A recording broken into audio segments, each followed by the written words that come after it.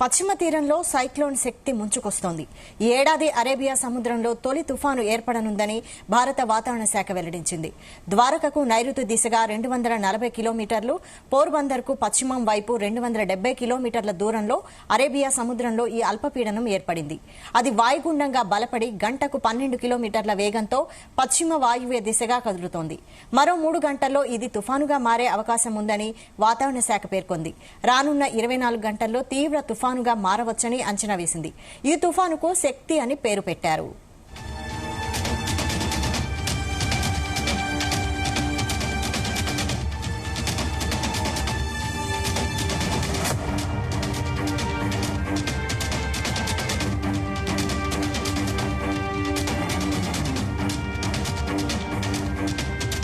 పశ్చిమ తీరంలో సైక్లోన్ శక్తి ముంచుకొస్తోంది. ఈ ఏడాది అరేబియా సముద్రంలో తొలి తుఫాను ఏర్పడనుందని భారత వాతావరణ శాఖ వెల్లడించింది.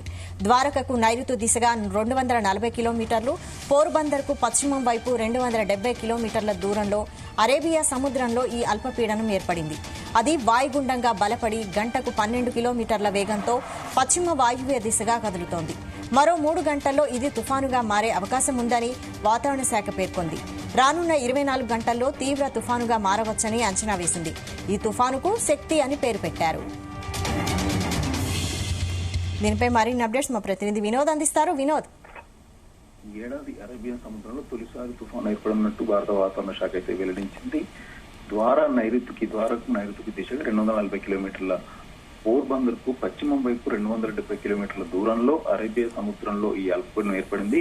అయితే వాయుగుండంగా బలపడి గంటకు 12 కిలోమీటర్ల వేగంతో పశ్చిమ వాయువ్య దిశగా అయితే కదులుతోంది. మరో 3 గంటల్లో ఇది తుఫానుగా మారే అవకాశం ఉన్నట్టు కూడా వాతావరణ శాఖ పేర్కొంది. రానున్న 24 గంటలు తీవ్ర తుఫానుగా మారవచ్చని అంచనా వేసింది. అయితే ఈ తుఫానుకు శక్తి అనే పేరునైతే పెట్టారు. ప్రపంచ వాతావరణ సంస్థ ఆదేశాల ప్రకారం హిందూ మహాసముద్ర తీర ప్రాంతంలో కలిగిన 13 దేశాలు తుఫాను పేర్లుగా నిర్ణయిస్తారు. అయితే భారత్, బంగ్లాదేశ్, ఇరాన్, మాల్దీవులు, Myanmar, Oman, Pakistan, Qatar, Saudi Arabia, Sri Lanka, Thailand, UAE, Yemen ఆ దేశాల అయితే కొన్ని తుఫాన్ల ప్రభావం వారం కన్నా ఎక్కువ రోజులైతే ఉంటుంది. అదే సమయంలో మరో తుఫాను వస్తే ఎలా అంటే ఆలోచించి కూడా వాటికి పేర్లు పెట్టడం అయితే ప్రారంభించారు. ఈసారి శక్తి అనే పేరును శ్రీలంక పెట్టింది. ఒక్కో తుఫానుకు ఒక్కో పేరు పెడితే డిజాస్టర్ మేనేజ్మెంట్ కు, మీడియాకి, సాధారణ ప్రజలకు ఇది పలానా తుఫాను అని గుర్తుండిపోతుంది. అయితే అంతేకాకుండా ఆ పేరుతో ప్రజలను అప్రమత్తం చేసే అవకాశం కూడా ఉంటుంది. ఈ పేర్లు వీలైనంత చిన్నగా, సులభంగా పలికే విధంగా ఉండాలంటూ కూడా నిబంధన అయితే ఉంది. అయితే ప్రపంచవ్యాప్తంగా 6 ప్రాంతీయ ప్రత్యేక వాతావరణ కేంద్రాలు, 4 ప్రాంతీయ ఉష్ణమండల తుఫాను హెచ్చరికల కేంద్రాలు అయితే ఉన్నాయి.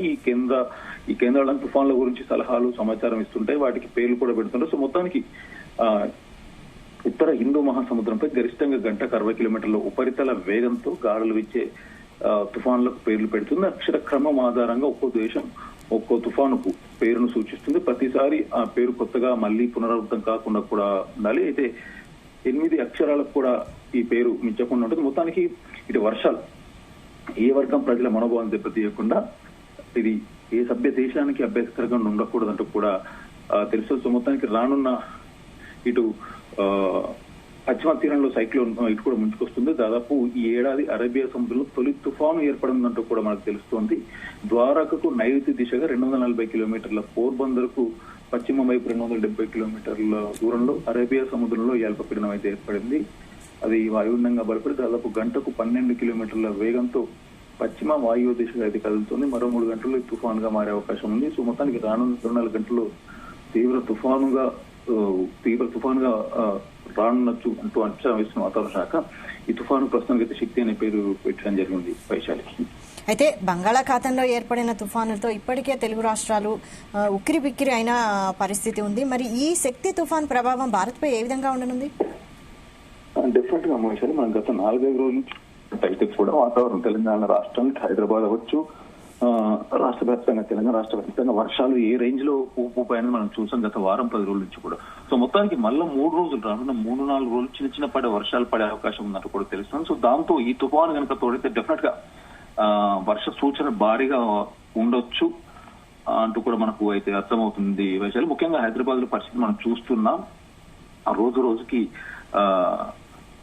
వర్షం మరి గత 2 రోజులు నిన్న మొన్న పండగ వల్ల పెద్దగా ఇంపాక్ట్ లేకపోవచ్చు. ఎందుకంటే పండగకు దాదాపు సిటీకి చాలా మంది వెళ్లారు కాబట్టి సో ఆ ఇంపాక్ట్ తో కొంత ట్రాఫిక్ అయితే ఉపశమనం కలిగింది. కానీ వర్షం మాత్రం ఎక్కడ ఆగకుండా తన వరుణుడు దంచు కొడుతున్నాడు. పశ్చిమ అలాగే మధ్య బంగాళాఖాతంలో ఏర్పడిన అల్పపీడనం ఉత్తర వాయు దిశగా కదులుతూ తీవ్ర వాయుగుండంగా మారే అవకాశం ఉందంటూ కూడా తెలుసు. సో మొత్తానికి దీనివల్ల రెండు తెలుగు రాష్ట్రాల్లో భారీగా ఉంది. ఇటీవల తెల్లవారుజామున కూడా గోలపూర్ పారదీప్ మధ్య తీర అయితే ఉంది. వాళ్ళ ఉదయం నుంచి కూడా దాదాపు గోరఖ్పూర్ పారదీప్ మధ్య ఆ తీరం దాటుతుందంటూ కూడా మనం చూస్తున్నారు వాతావరణ శాఖ కూడా. సో మొత్తానికి 4 రోజుల పాటు మోస్తారు నుంచి భారీ వర్షాలు కురనున్నాయంటూ కూడా ఐఎండీ అంచనా వేసింది. దీంతో రెండు తెలుగు రాష్ట్రాల్లో మోస్తారు నుంచి భారీ రెండు తెలుగు రాష్ట్రాలు ముఖ్యంగా ఇటు హైదరాబాద్ అవచ్చు తెలంగాణ రాష్ట్ర వ్యాప్తంగా అయితే భారీ వర్షం 3 రోజులకు ఉంది ఈ వర్షాలు.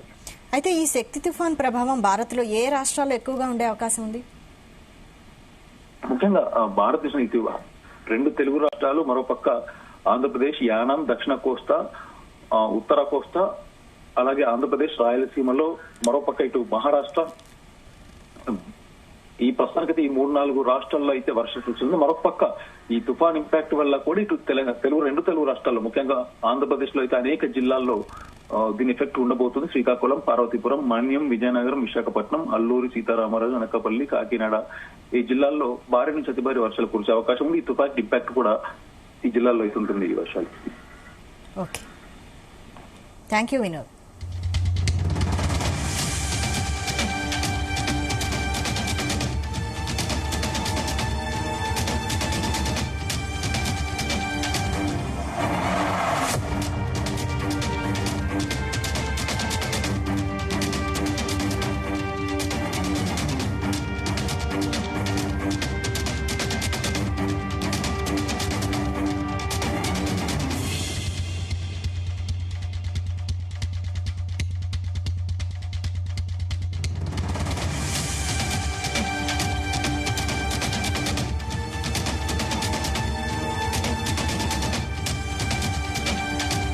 పశ్చిమ తీరంలో సైక్లోన్ శక్తి ముంచుకొస్తోంది. ఈ ఏడాది అరేబియా సముద్రంలో తొలి తుఫాను ఏర్పడనుందని భారత వాతావరణ శాఖ వెల్లడించింది. ద్వారకకు నైరుతి దిశగా 240 కిలోమీటర్లు, పోర్బందర్కు పశ్చిమం వైపు 270 కిలోమీటర్ల దూరంలో అరేబియా సముద్రంలో ఈ అల్పపీడనం ఏర్పడింది. అది వాయుగుండంగా బలపడి గంటకు 12 కిలోమీటర్ల వేగంతో పశ్చిమ వాయువ్య దిశగా కదులుతోంది. మరో 3 గంటల్లో ఇది తుఫానుగా మారే అవకాశం ఉందని వాతావరణ శాఖ పేర్కొంది. రానున్న 24 గంటల్లో తీవ్ర తుఫానుగా మారవచ్చని అంచనా వేసింది. అయితే ఈ తుఫానుకు శక్తి అని పేరు పెట్టారు.